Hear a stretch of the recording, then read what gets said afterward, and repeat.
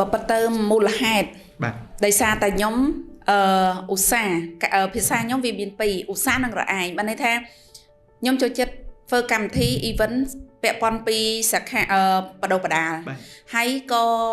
បើកកម្មវិធីញឹកញាប់ដែរប៉ុន្តែខ្ញុំនៅមើលឃើញចំណុចខ្លួនឯងអត់តន់និយាយទៅឲ្យសិក្ខាកាមយើងជ្រួលជ្រាបបានន័យថាយើងនៅស្ទើរចំណុចអញ្ចឹងខ្ញុំមើលឃើញខាងសាលាលោកគ្រូអាចជំរុញឲ្យខ្ញុំទៅបន្ថែមទៀតព្រោះខ្ញុំដឹងខ្លួនឯងនៅចំណុចខ្វះខាតការសេចក្តីផ្ដើមបានន័យថាពេលដែលយើងឡើងទៅលើឆាកតើយើង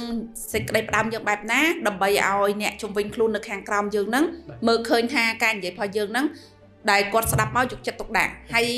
ពេញចិត្តនឹងការនិយាយរបស់យើងហើយខ្ញុំឃើញចំណុចខ្លួនឯងការនិយាយភាគច្រើនឲ្យតែឡើងឆាកដំបូង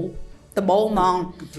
គឺចូលក្បាលដំបងពឹបគឺមានភាពញ័រនៅក្នុងហ្នឹងប៉ុន្តែខ្ញុំនៅតែតាំងចិត្តខ្លួនឯងថាមិនញ័រទេប៉ុន្តែទោះបីមានតាំងចិត្តបែបណាភាពញ័ររបស់ខ្ញុំមាននៅក្នុងខ្លួនខ្ញុំតាំងចិត្តបានប៉ុន្តែភាពភ្លេចរបស់ខ្ញុំគឺ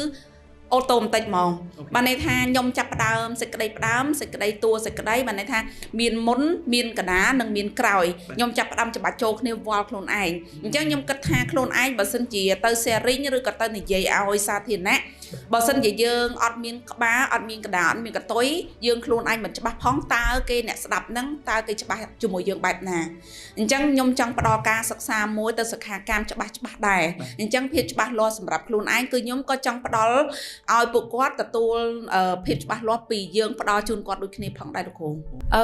សម្រាប់ដែលខ្ញុំទទួលបានថ្ងៃទី1ហ្នឹងមែនលោកគ្រូចាដោយសារទី1ពាក់ព័ន្ធនឹងសកម្មភាពបានន័យថាឲ្យយល់ដឹងពីខ្លួនឯងថាភាពក្លាហាននៅក្នុងចំណុចមួយណា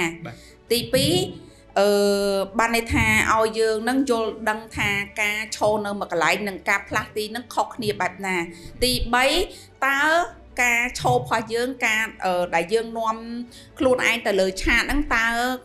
របៀបរបបនៃការឈរលំនឹងផុសខ្លួនឯងកុំឲ្យភ្លេចហ្នឹងតើដាក់បែបណាបានន័យថាចលនាដៃអញ្ចឹងខ្ញុំយល់ដឹងរៀងគួរសមតែអត់ដឹងថាបរិយាយបែបណាគាត់តែដឹងក្នុងខ្លួនថាអូខេខ្ញុំទទួលបានច្រើនខ្លាំងមែនតើហើយការមើលវិស័យភ្នែកគ្នាបើពាក់ព័ន្ធទៅខ្ញុំជាមនុស្សម្នាក់ដែលចូលចិត្តមើលគេប៉ុន្តែខ្ញុំចូលចិត្តមើលគេហ្នឹងមិនមែនចូលលក្ខណៈថាខ្ញុំហ្នឹងទៅនិយាយគេមិនល្អឬក៏បែបណាគឺខ្ញុំផ្ដល់តម្លៃឲ្យគេដល់ពេលខ្ញុំចូលវគ្គនេះលោកគ្រូនិយាយចំចំណុចខ្ញុំបានន័យថាការប៉ັດទៅការមើលវិស័យភ្នែកអតិថិជនយើងឬក៏មិត្តភ័ក្តិយើងឬក៏សិក្ខាកាមយើងឬក៏មិត្តរួមអាជីពយើងក៏ដោយការផ្ដល់តម្លៃឲ្យគ្នាគឺការពេលដែលយើងជជែកគ្នាឬមើលមុខគ្នាមើលភ្នែកគ្នាអានេះគេហៅការផ្ដល់តម្លៃពិតប្រាកដមិនមែនការមើលមុខហ្នឹងអ្នកខ្លះវិភាគថាយើងហ្នឹងទៅថាគាត់អញ្ចេះថាគាត់អញ្ចោះបពិតទៅមិនមែនទេអ្វីដែលខ្ញុំចង់និយាយគឺពាក់ព័ន្ធនឹងការមើលភ្នែកគ្នាការផ្ដល់តម្លៃឲ្យគ្នាហើយខ្ញុំនៅនិយាយដដែលថាខ្ញុំពីដើមមកអត់ដែលមើលអ្នកដទៃអាក្រក់អីយើងមើលដើម្បីផ្ដល់តម្លៃអញ្ចឹងអ្វីដែលខ្ញុំចង់និយាយត្រឡប់មកវិញគឺចូលដល់ថ្នាក់នេះគឺលោកគ្រូនិយាយចាប់បេះដូងខ្ញុំបានន័យថា